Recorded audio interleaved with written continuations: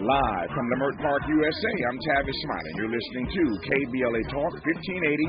So glad to see you and me back in stride again. Our phone number, 1-800-920-1580, 1-800-920-1580. All of our socials can be found at KBLA 1580. That's Facebook, Twitter, Instagram, and YouTube.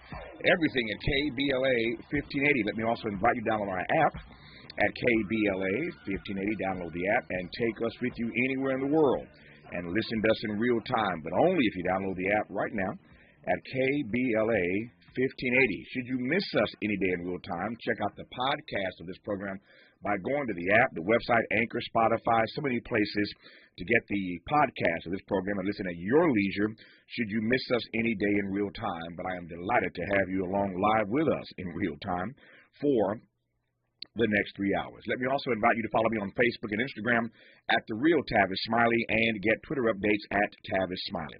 Another great show on tap for you today. In our second hour, two conversations about workplace productivity. On the top side of the hour, we'll speak with Dr. Ann Helen Peterson, author of Work Appropriate, about workplace culture, burnout, and redefining our understanding of labor. I'm looking forward to that conversation about the burnout part.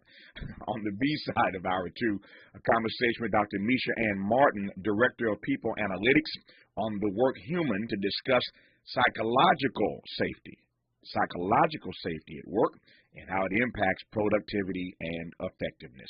In our third hour, no woman, no cry. No woman, no cry.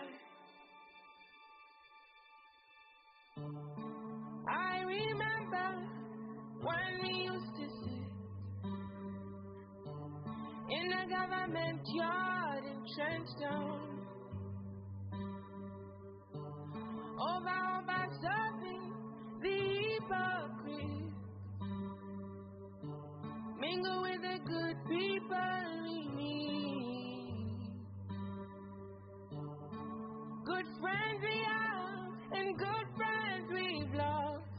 Wakanda Forever, the sequel to Black Panther, opens tomorrow, as if you didn't already know that. A conversation today with Dr. Sheena Howard about why Wakanda matters, what Black Panther reveals about psychology, identity, and communication. We will talk about Wakanda Forever when we get today to our final hour, hour three. But in this first hour today, November is Native American Heritage Month, and it just so happens that yesterday, the U.S. Supreme Court heard arguments in a high-profile case involving the Native community. Many fear that the court's ultimate decision may have broader implications. I am pleased to welcome back to this program the Vice President of Development at United American Indian Involvement, Joseph Quintana. Joseph, how are you today, sir? Pleasure to join with you. Thank you. It's good to have you back on the program. Thanks for your time. Let me start with this. For those who are listening right now who just heard me say that November is Native American History Month and heard me reference this case heard in the Supreme Court, oral arguments yesterday, heard in this case involving the Native community, and are trying to figure out why Tavis. Why is Tavis discussing this issue in hour one today? And I'm talking now about the broader community. I mentioned a moment ago that this case may have ultimate decisions with broad implications. I think oftentimes when we talk about the Native community, even in November, folks start to question why this matters to them, why it impacts and how it impacts their life. And I think that's it's narrow thinking. And this program and this station, if we're about anything, we're about broadcasting, not narrowcasting. Broadcasting, not narrowcasting. But I think it's always important for folk in certain conversations to understand why it matters to them, why they ought to be vested in the conversation. Can you answer that for me before we get started? Sure. No, I think it's a great question to ask. I think we don't necessarily have to think of us as being the ones to be the ones to answer it, but rather lean on people, historical figures of the past who have asked these same questions. Mm-hmm. You could look back at Dr. King, who talked about that we are products of humanity. Therefore, I'm a major player in what happens to the people around me, not just the Native American community, because I'm a Native American myself, but I should also be responsible for what's happening to my Black Americans or African Americans who surround me.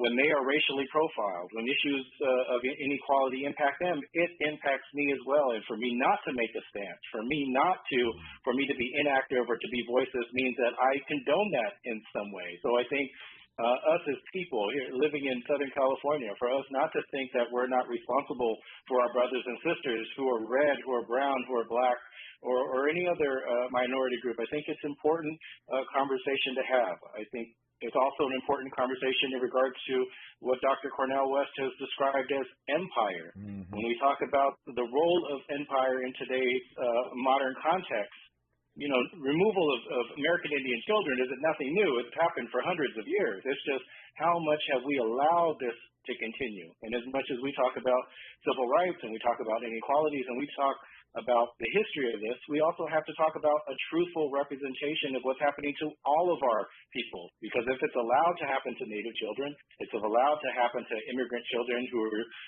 are being placed in cages as they make their way up into the United States, who's to say that it's not happening to all our peoples in one way or the other, that we're not being marginalized, that we're not being made invisible?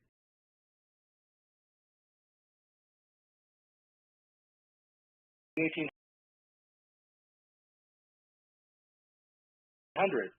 with a former general by the name of Richard Pratt, who had famously been quoted at a convocation where he just said that he wanted to kill the Indian in order to save the man. He wanted to kill the Indian in order to save the man. And 200 years later, we're seeing the byproduct of that with the continuous challenge of Indian Child Welfare Act. We will talk about that case as we move through this hour. Two quick questions before we move on, I should say. One, I wonder, first of all, your answer was absolutely brilliant. I love the response. Didn't know where you were going to go, but I wanted to put that question out because sometimes I just I get concerned that some of the things that we discuss here, certain parts of our audience think may not be relevant to them, and I wanted to disabuse listeners of that notion if they believe this conversation doesn't matter to them and they aren't a stakeholder in the outcome of this decision that will be rendered in the days ahead by the Supreme Court. I've said many times that at our best, we are a nation that's always about expanding rights, not about shrinking rights, and he is right, quoting Dr. King, or referencing Dr. King, that all of our destiny is intertwined in a mutual garment of existence. And so I think he's right to reference King and what King might be saying about why this case being heard in the Supreme Court matters again to all of us. That said, I wonder, your answer notwithstanding, whether or not you think that too many of us in this nation are too nativist, that we are too tribal to even approach wearing the garment that you just laid out for us. I mean, it's a brilliant response, but I wonder whether we're just too tribal to even wear that garment. I think our silos have allowed us to grow complicit in responding to issues that arise. Oh, that's a Native issue. That's not an us issue. That should be relied within their community. Our communities have so many challenges that are one and the same. We continue to face high rates of cycles of poverty, inabilities for upward mobility into the middle-class sector. Home ownership really isn't an opportunity or reality for our members. Those are all challenges that intersect all of our communities. And I think even in regards to what's happening to our children are the most precious thing that we have. They're a hope for the future. Not just that, but a faith that we have that we can continue as a people because of them. But imagine all that being taken away. Imagine the inability for us to not speak our own languages, to not practice our own religions or traditions. And that's happened to Native people. Mm-hmm. When we think of, we don't identify the people around us as being Native. We only think of them as what we've seen in old Westerns or an old Bugs Bunny cartoon. We don't anticipate them being in a modern context as being the educator, as being the lawyer or the doctor or the head of a boardroom. But Native peoples are assuming many different roles, just as the African American community has assumed many different leadership roles, and that's why it's an important conversation to have. Yep. Because if anybody can speak on our behalf, it should be our Black brothers and sisters, our Chicano brothers and sisters, our Asian American brothers and sisters who could come to our aid when we need it most. Well, we are going to talk about empire in this month. Again, if you just tuned in, November is Native American Heritage Month. And we're going to talk about empire. We're going to talk about this case that the Supreme Court heard oral arguments in yesterday, challenging the Indian Child Welfare Act and what that says about our nation, what their expected decision is going to mean more broadly for the rest of us in this country who love and respect and adore children. And when we come forward, we're going to come right to this issue that always troubles me. And I understand why and how so many in our community, the black community that is, make this mistake. But so often when we talk about America and American history, we always refer to slavery as America's original sin. It is not. Slavery is not America's original sin. If you're one of the persons who says that, take it out of your vocabulary.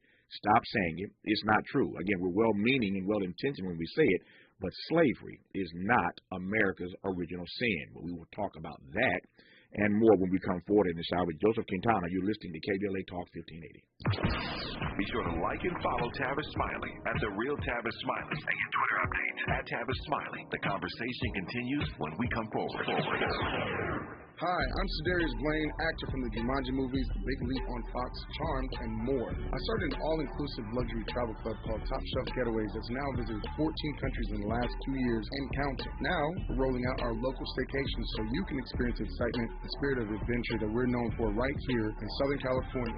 Starting November 11th, come join us for a celebration of excellence as we honor some of Hollywood's biggest legends at the W Hotel in Hollywood, California. Our magicians, mixologists, and private chef, as well as a private screening of Black Panther Wakanda Forever at the world-famous TCL Chinese Theater, and an after-party. Transportation from the hotel and overnight stay at the W are included. November 12th will be our bottomless brunch pool party sponsored by El Cristiano Tequila. All of this for only $500 per person, $800 per couple, or select the locals rate to indulge in Friday night only. Follow us on Instagram or visit TopShelfGetaways.com to secure your tickets today. We can't wait to see you. And don't forget to wear your all-black cocktail attire. It's Pro Time, which means at Lowe's, you're invited to enjoy a Lowe's Pro Happy Hour. Kick back with free Pepsi Cola drinks and Frito-Lay snacks. Plus, earn 3 times bonus points per dollar on purchases of select Pepsi products. Come into Lowe's and get the full MVP treatment at Pro Happy Hour on November 17th from 2 to 5 p.m. While supplies last. Bonus points offer valid 10/27 through 12/8. Calculated before taxes and fees after applicable discounts, if any. See Lowes.com/L/Pro Loyalty terms. Get in the zone, AutoZone.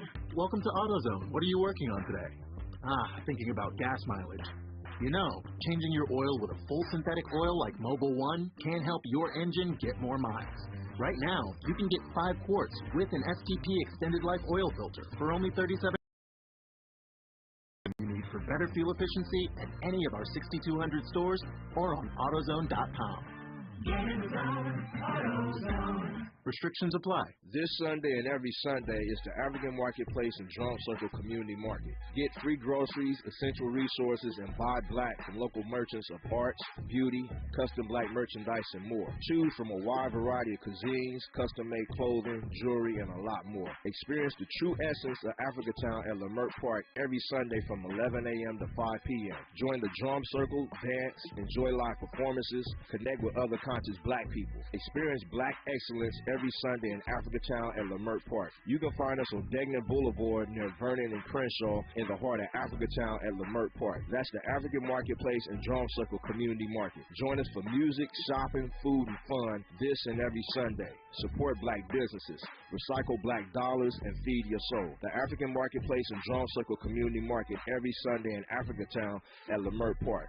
Brought to you by Africatown Enterprise and the African Village Vendors Association. Interrogating your assumptions and expanding your inventory of ideas. Let's get back to Tavis Smiley on KBLA Talk 1580. Joseph Quintana, let me come right to that issue that I raised a moment ago, and we'll this case that the Supreme Court heard oral arguments in yesterday.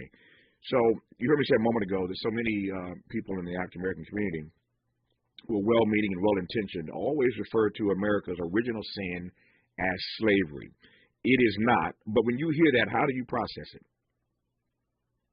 You know, I really think it's the built ignorance that the empire, was willing to perpetuate. They're not willing to tell you the truthful stories of genocide, of acculturation, the impact of assimilation, the reason why we don't have the ability to move within education or to be able to develop the businesses that we want to, or to have the capital in order to get our businesses off the ground. I think it's a reason why so many of our people continue to go on believing that the history is one particular way. It's one particular viewpoint, not really understanding that the Native peoples have been, there's been genocidal acts against Native peoples leading up to less than 45 years ago, and some would probably argue it even continues to this day. And so I think this is the way, these types of conversation, no matter how difficult that they are to have amongst one another, are important pieces for us to build a cohesion so that we can best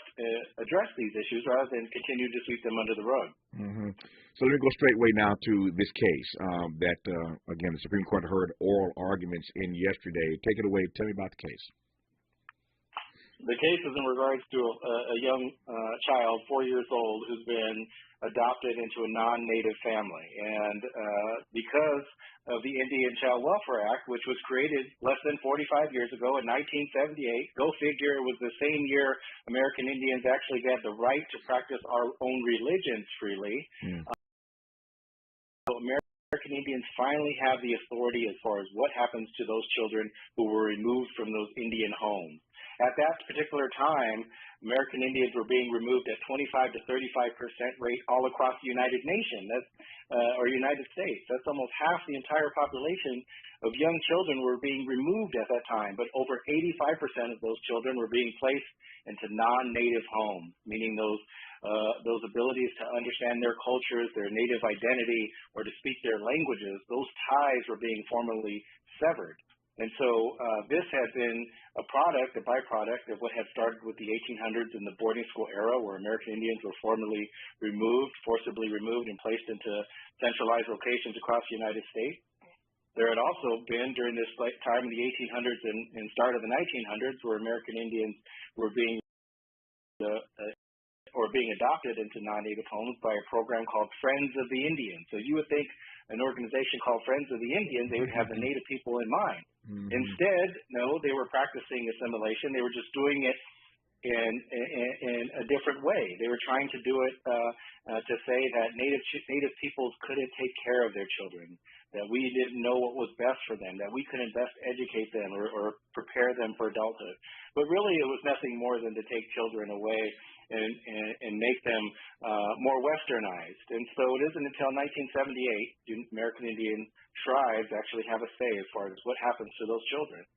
Bringing people to this particular case that's being heard in front of the Supreme Court is there's a young child, 4 years of age, who's been adopted into a non-native home, a wealthy family, of course, who have said, you know what, we want to challenge this. And they've actually had backing from 4 other folks who are taking part in this, including the state of Texas. And go figure, if you're looking at who the underwriters of this are, there's a particular institute called the Goldwater Institute, which is a national think tank who tries to bring these types of issues to the Supreme Court's attention. And so it's being heard currently. And yesterday you can listen into some of that case. And what was being described there was American Indians' right as a political entity, not just a racial ethnic minority, instead that we actually have a political responsibility to American Indians because of treaties that had been established. American Indian governments were seen as sovereign entities at one time because, of course, the U.S. government wasn't the mega power that it is today. It wasn't the empire that it is today. Mm-hmm. They relied on building those relationships with the tribes at one particular point. And so it's important that we continue to honor those trust responsibilities, important to honor those government relationships, no matter how many times it's being brought up and trying to be belittled or diminished. So just so we're all on the same page here, Joseph, what is at stake here vis-a-vis the fate of the 4-year-old child? Help me understand specifically what's being argued here.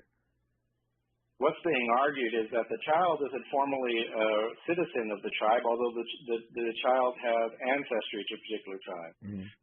And although the case, of course, contains an important relationship of the foster parent and the child. It's more so about the authority and the ability of the tribe to make sure that it protects its citizens, that it protects its members.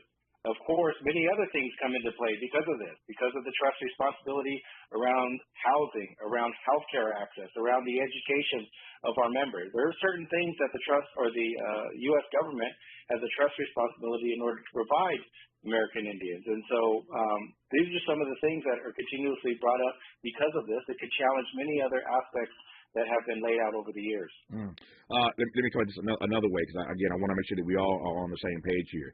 So the 4-year-old child has already been adopted by a wealthy family. Is this case about whether or not that child should have been adopted from a tribe? Well, they are seeking adoption. I'm sorry to say, but what the tribe is, the tribe has not relinquished its authority over that particular child, and the tribe has every right to ensure that they can either find alternative placement within the community or find alternative means, and so that's what is at stake here and being heard within the Supreme Court. Okay, so again, we're all clear here, as I want to be more direct about this. So what's at stake here is a wealthy white family that wants to adopt a 4-year-old Indian child, a native child, and the tribe doesn't want that to happen, correct? Correct. And so these white folk are pressing this issue anyway because they want this Indian baby. Mm-hmm. Wow. And so it's almost what we've seen too, what we've continued to see with things like reproductive rights in regards to Roe versus Wade. Those particular things are continuously being challenged because there's certain pockets of people who just don't deem them appropriate. And so no matter what it is, no matter what the case is, we have to reaffirm the tribe's sovereignty and their authority to oversee their own members, as any other citizen, including the U.S. government. When it relates with other foreign powers, I know that it was talked about, shared briefly in regards to news of the basketball player Brittany Griner in Russia. We are monitoring that daily. But why don't we do the same thing for Native children who are constantly put in cages or constantly put in homes where we want to continue to manage and provide authority around? I'm not naive in asking this, but what kind of I'm trying to find the right phrase. trying to find the right phrase here. What kind of wanton hubris? I'll go with that. What kind of wanton hubris is it on the part of white folk to insist and to take it all the way up to the Supreme Court level that they have the right to adopt a child that the tribe does not want adopted out of that tribe, or at least not to a white family that takes that child away from all of his or her heritage, all of their lineage, all of their understanding, all of their traditions. That is like the most hubristic thing I've ever heard. No, I think you're exactly right. I think it goes back hundreds of years. You don't know what you're doing. We know what's best for you. You don't know how to take care of your kids. We do. We need to step in and take that child from your home. You shouldn't have that authority. We should. I think it continues to also diminish the role of tribal governments. I think what we don't know is that there's over 574 federally recognized tribes across the United States. There's many more state recognized tribes as well, which have their own government structure, resources, and these have established relationships with the U.S. government. We have to hold the U.S. government accountable to ensure that those rights continue to exist in perpetuity. What on what authority? And again, this Supreme Court, as we all know, is out of control, and this is why I pressed on this issue to begin with about why this case should matter to all the rest of us. I think for those who may not have understood it 30 minutes ago, they're starting to get it now. You got white folk who are demanding, insisting that they have the right, wealthy white people, to adopt a native baby when the tribe is absolutely, totally against that. And the nerve of them to take this case all the way to the United States Supreme Court to insist on their right to adopt a baby that they are told they are going to have access to. And so you got to fight to protect your own children. That's what this case is all about for those who were wondering why I was addressing this or am addressing it in this hour. My question right quick here, though, is on what authority would the Supreme Court tell these wealthy white folks that they can proceed with this adoption? And they shouldn't. I think that's probably the biggest concern that we heard. But on what authority, Joseph, would they do that? I couldn't tell you. I don't know what their basis is around that. It should be dealt with the state themselves, or it should be brought to Congress. Congress, as they were describing it, has power and authority over tribes or the relationship with the tribes. What they're trying to do is they're trying to build a connection to the only time that American Indians are ever referenced in the U.S. Constitution is in regards to taxation. Because at that particular time, the U.S. government, with its 13 states, was not a formidable power, and instead it was trying to limit its ability, the American Indian tribes, to do trade with people like Spain or other foreign entities that were all here in the United States at the time, including France and others. And so the U.S. was trying to seek authority over that, and that's what they're trying to rely back on. They're trying to say, because of that particular instance, that they should not only have the authority to regulate taxation, but also trying to make the connection all the way down to the individual child who's not living on Indian land. And what you know about the way American empire works in this country, I'll let you decide. Given the way the Supreme Court has been making decisions on a variety of other cases that are, again, about shrinking rights, not expanding rights, I'll let you decide how you think the Supreme Court is ultimately going to rule on this particular case where you got a wealthy white family up against a Native American tribe. Think about that while we give you some news, traffic, and sports, and we'll continue with Joseph Quintana on the other side. You're listening to KBLA Talk 1580. We've got a lot to talk about. Good thing we've got 3 hours. More of Tavis Smiley when we come forward. I'm Mike Moore, and here's the latest from the Black Information Network. Former President Donald Trump is expected to announce next week that he'll run for president again, but aides reportedly are telling him to reconsider. One former advisor who was at Mar-a-Lago on Tuesday night says Trump should wait until after the Georgia Senate runoff election. Another former advisor says the Trump brand is bad right now. The judge who signed the search warrant for African-American Breonna Taylor's home in Kentucky is losing her seat. The Jefferson County Clerk's Office reports Circuit Court Judge Mary Shaw lost this week's election by around 2,000 votes to attorney Tracy Davis. Shaw has faced widespread criticism since signing a flawed warrant in March of 2020, which permitted the raid of Taylor's home. Taylor was shot and killed after officers served that warrant. From your 24/7 news source, the Black Information Network and BINnews.com. Sigler and Boyle Heights on the 5 north under the I-10 has the second lane from the left shut down because of a stalled Big Rig. The 5 freeway stop and go all the way back from Imperial Highway. Got the Sigler in Seal Beach, 405 northbound for Seal Beach Boulevard. Carpool and 2 left lanes are still closed there. And the 405 on Mess starting at Beach Boulevard. 22 west also slow approaching the 405. And we have a Sigler in Devore on the 215 south of past Palm Avenue. Crash taking up 2 of the middle lanes there. The 215 it jams up at the 15 freeway. These days, there isn't enough easy to go around. So here's some. Meet Solo, the revolutionary single-seat commuter that makes EV easy. Easy to drive, easy to charge, and at under $19,000, easy to afford. It's even easy to order at drivesoloev.com. This is the KBLA Sports Minute with Ray Richardson.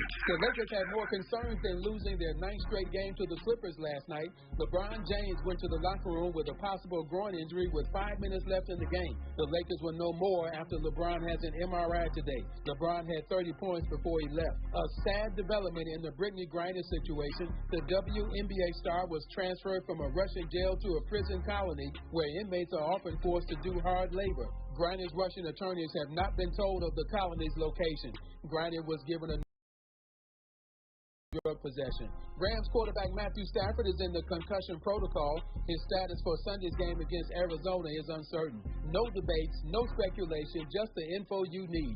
That's your KBLA Sports Minute. I'm Ray Richardson. This sports report was brought to you by MVP Accident Attorneys. When it comes to your settlement, we're slam dunk. Call 833-MVP-WINS or check their website at themvp.com for a free case review.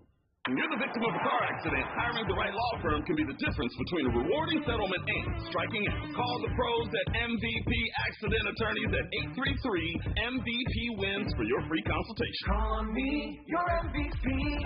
Our Weekly Los Angeles is the largest audited black newspaper in the state of California with a distribution of over 50,000 copies weekly. Pick up a copy every Thursday to get the latest news on African American communities of LA. You can also keep up with what's going on in Los Angeles and surrounding cities by going to www.ourweekly.com. The Our Weekly website is updated daily with the current news about us and for us. For your advertising needs, Our Weekly offers economical advertising packages to fit your budget. Feel free to call Our Weekly Los Angeles at 323-905-1300 or visit the website weekly.com. Our Weekly Los Angeles, reporting news that matters to you.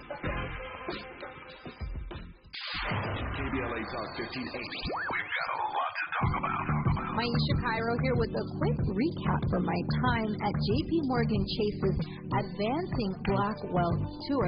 There were speakers Ian Dunlap, Damon John, Lynn Richardson, MC Light, Don Kennedy, to name a few. Take a listen to what Justin Grant, Community Development Lead at Chase's Advancing Black Pathway, let's see what he had to say. So I'm Justin Grant. I lead Community Development and National Partnerships for JP Morgan Chase's Advancing Black Pathway strategy. And so we're focused on strengthening the economic foundation of black communities, and we're making targeted investments in programs like the Advancing Black Wealth Tour to help us get our tools and resources out to the community to drive sustained impact over time. So when it comes to black and brown people, it sounds like Chase is making it their personal responsibility not only to facilitate these events, but to educate and provide resources. So, Mr. Grant, I have to ask, what does wealth building look like for the individual? It's home ownership, it's having that freedom to be able to start your own business and create jobs in your community, and it's having that long-term plan towards retirement, having that vision, and you have the resources to actually live it. I'm Maisha Cairo. Thanks for sticking around. That was my recap from Chase's Advancing Black Wealth Tour. First stop was here in LA, and they're taking it national. Looking for legitimate political discourse without the bear spray? Tune in and speak out. KBLA Talk 1580. I'm Tavis Smiley, and we are continuing our conversation now with Joseph Quintana about this strange and bizarre case being heard by the Supreme Court.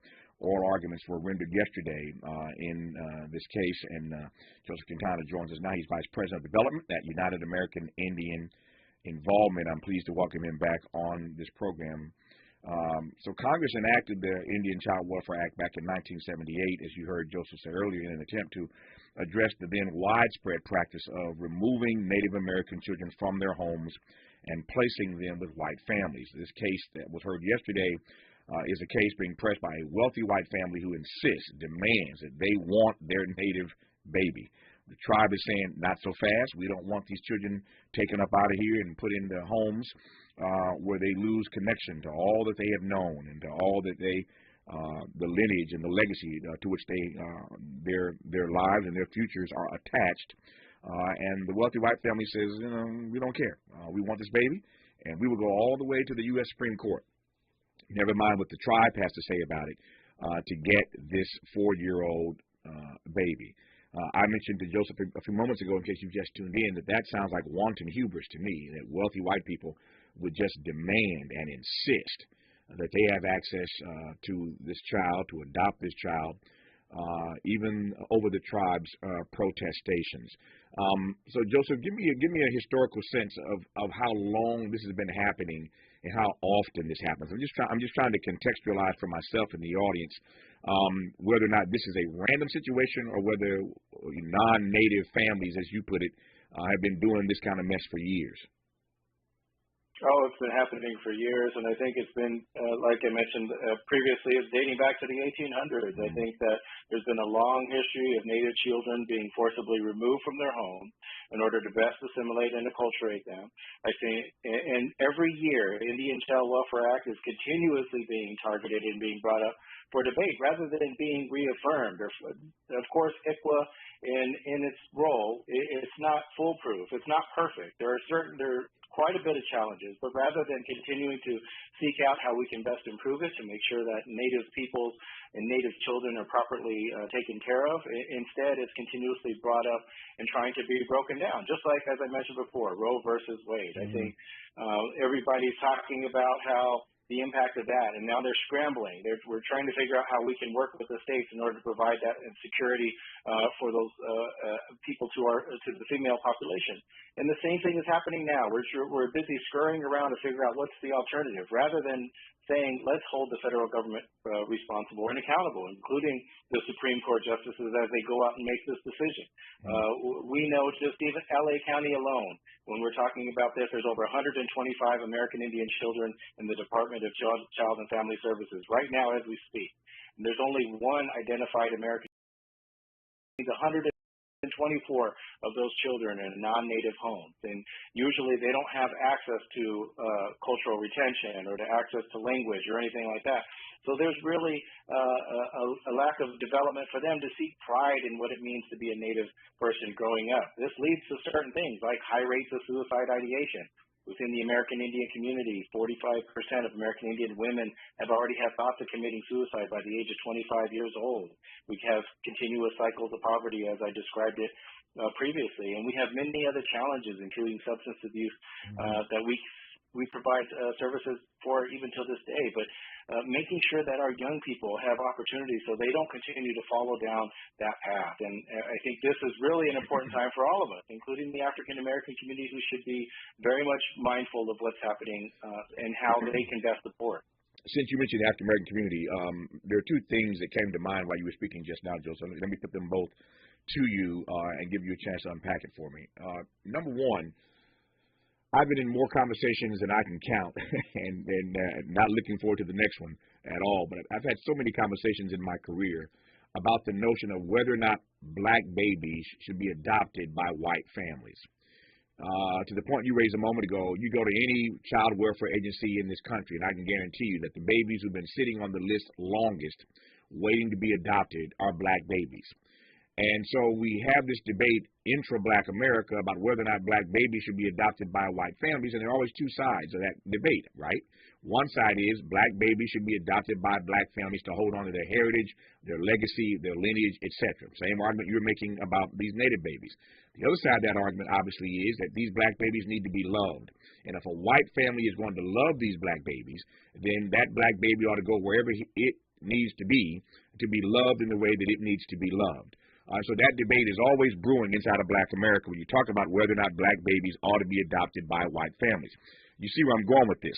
If these Native American children across the country are sitting on lists waiting to be adopted, and a wealthy white family like the one in this Supreme Court case shows up and says, we will adopt this Native baby, you take my point. Do you not?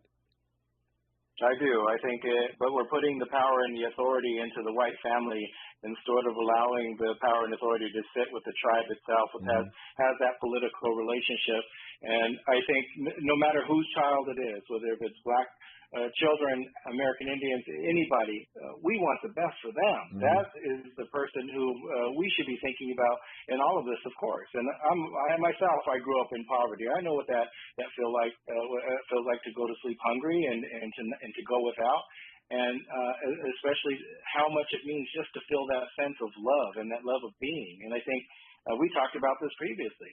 How could I ever back another community or minority group if I don't have love for that group myself? I'm willing to speak out on an issue of an American Indian child. I should also be able to speak out on an issue that impacts African American or black child or Chicano or Latino or Asian American. I should be able to be all in on all groups because of the importance that carries with that. That's our future. That sits with them. But the one thing I do want to make point of is that the American Indians are not only seen as a racial group, but we have political relationships that we also need to fall back on, and that's the point of contention. Yep. The other point I want to raise that you put your finger on is that there is so much dysfunction, and I'm using that word broadly speaking. You mentioned, the suicide ideations and the drinking and the poverty, and oftentimes the abuse that women suffer at the hands of others in these tribes on these reservations. So that story is well documented, and you again hearken to it yourself. I come back to that because if again that is what so many Native children are born into and reared and raised through. If that's what they have to endure, if that's the maze they have to navigate, then why, I'm again playing devil's advocate here, why not let a wealthy white family come to the rescue? Because I think in that particular case, that dating back to that 1800s, when that particular general said that we would kill the Indian in order to save the man, I think we fall right in line with what the plan has been all along. These last 200 years, we formally lose all that sense of what it means to be a Native American. We're just like anybody else at that particular point. We know that there's a great big melting pot here in the United States, and everybody around the world wants to jump in that melting pot and come out holding the American flag and saying the Pledge of Allegiance. But American Indians, we're from here. Mm-hmm. This is our land historically.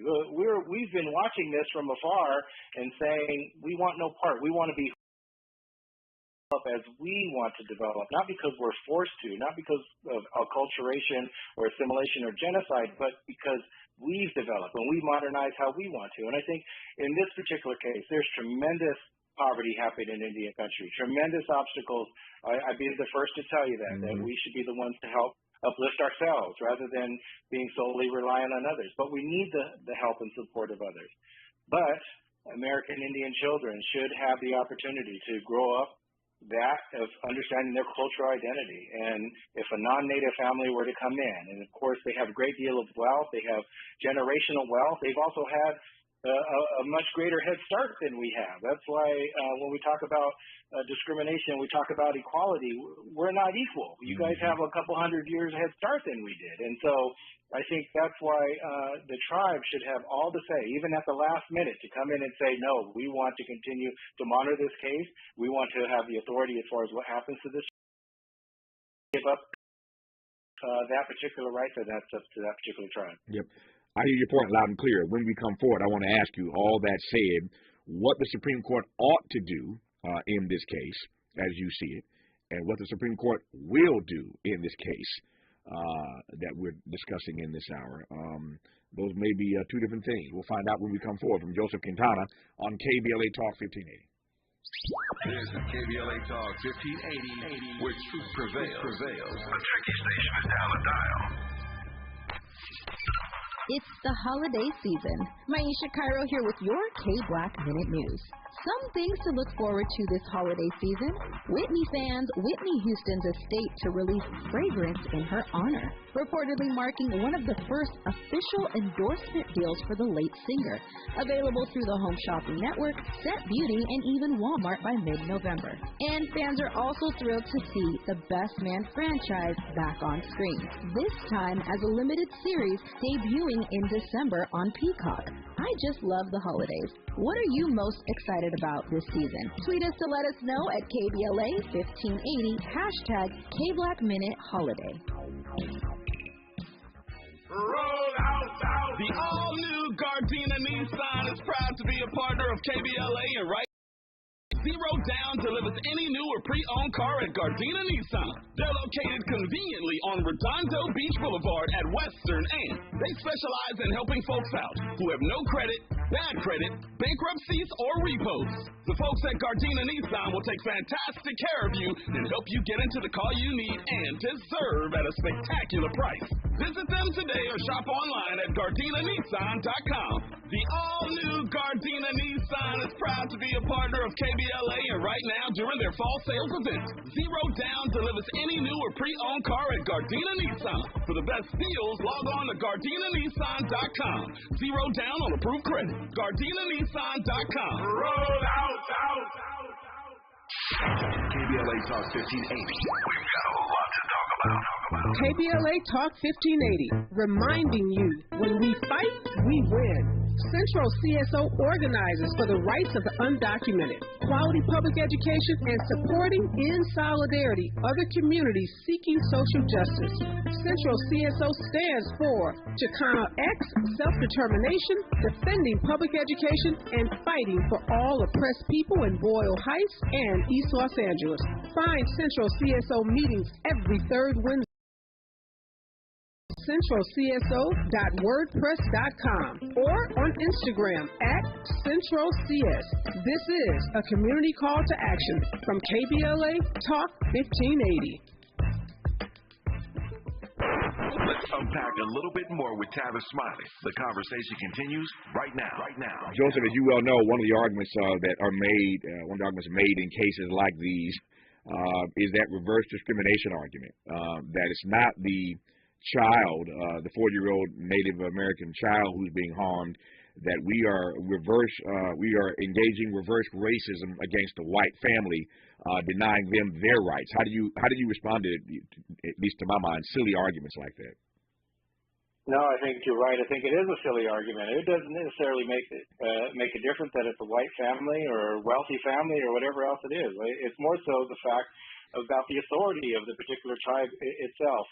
I know this conversation is an important one. We really have to think about the American Indians as being the canary in the mine shaft. What happens in this particular instance? What else will be challenged outside of this? Not just within the Native community, but for all of our peoples. I think that's why it should be closely watched by many other groups.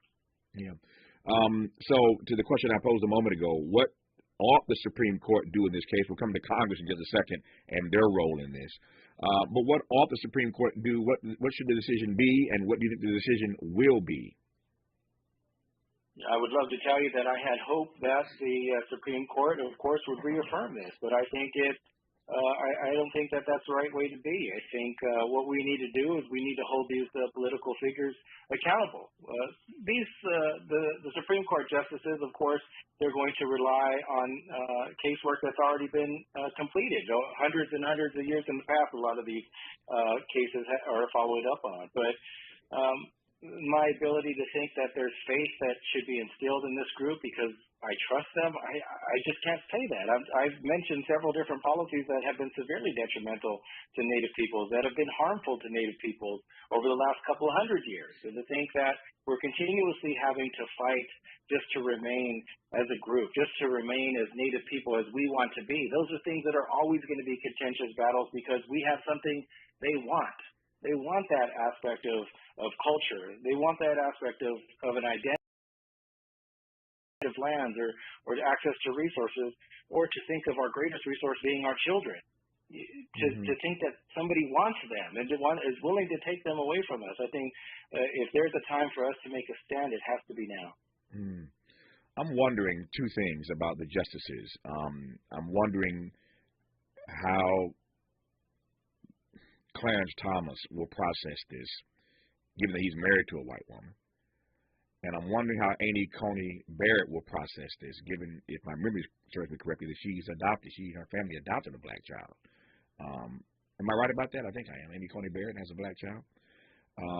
If I'm right about those two things, I'm certainly right about the former. And I think I'm right about the latter as well. These are justices who have, sort of, for lack of a better phrase, crossed the line when it comes to race in their own families. Both of these justices are conservative. I'm wondering if that works for or against the argument of the tribes. I would think it works against the tribes.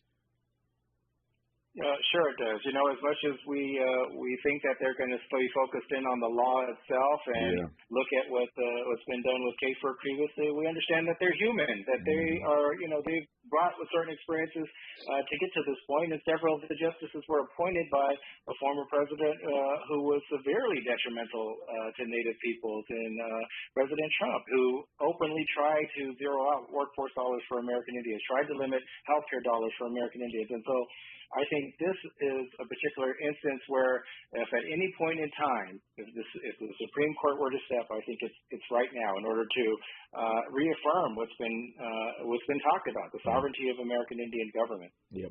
I'm thinking that Amy Coney Barrett, if I'm right about this, and I believe I am, I'll double check it during the break. But if I'm right about this, Amy Coney Barrett, it seems to me, has done the exact same thing regarding the case that they're hearing now. I mean, she, as a white family, a wealthy, powerful white family, adopted a black child. I don't know if she did it over the protestation of a tribe. I doubt that was the case.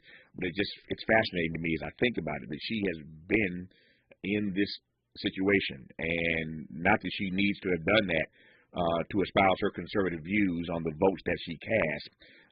But again, I think you take my point. I'm not sure that bodes well for the Native American tribes in this particular issue. I digress. Our remaining moments with Joseph Quintana when we come forward on KBLA Talk 1580. The station you turn to when you've had it up to here with cultural incompetence. KBLA Talk 1580. The Institute for Diversity Certification is all about the 3 Ds: dedication, determination, and discipline. Learn more about our globally recognized diversity certification program today by calling 1-800-983-6192. 1-800-983-6192 or visit diversitycertification.org. As the #1 organization for certified diversity professionals and also certified diversity executive credentials, diversitycertification.org will provide an opportunity for you to demonstrate dedication to the field, determination to make progress, and more discipline to your process. Go today and learn more about the diversity certification system. Call 1-800-983-6192. Again, 1-800-983-6192. Or go to diversitycertification.org. That's diversitycertification.org. The standard of excellence, equity, diversity, and inclusion.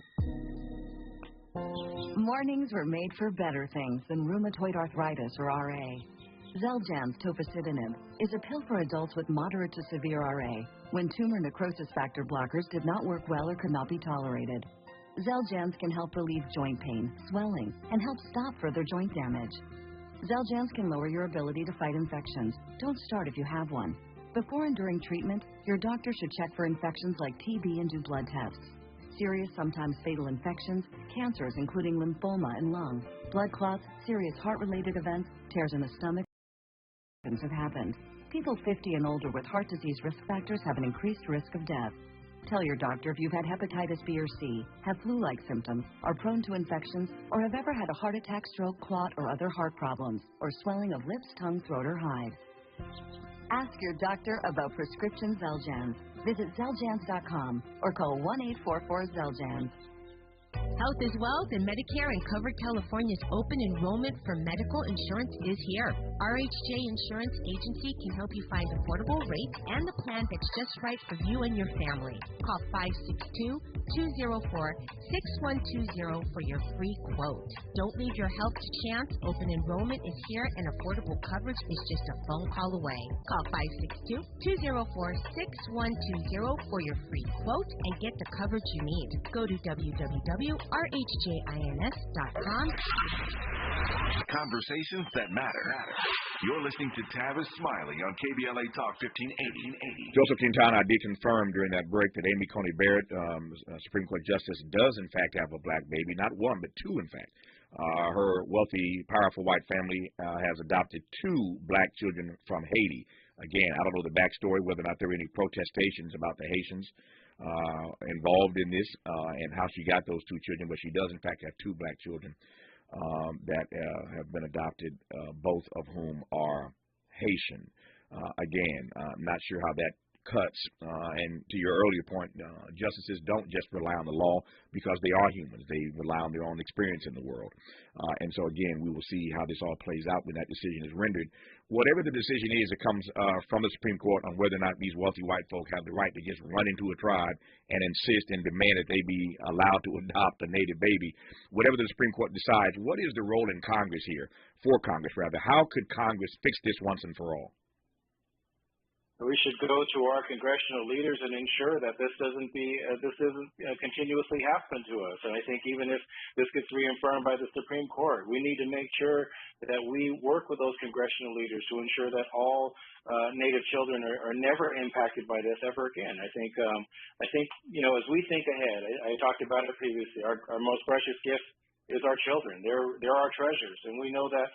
When we talk about, the joy of our peoples, how do we understand that the loss of a child, the forced removal of a child into a non-native home, whether or not they're white or anybody else, that we offer certain always be a Native person. They could always come back home to that racial identity. I know it's been said over the years. It was a great quote from the Civil Rights Movement, and it's more ever present today in regards to I'm black and I'm proud. But what does I'm Native and I'm proud look like? And do we know what we might know what and some of us experience black joy, but do we know what Native joy is? And do we know how we can support that joy?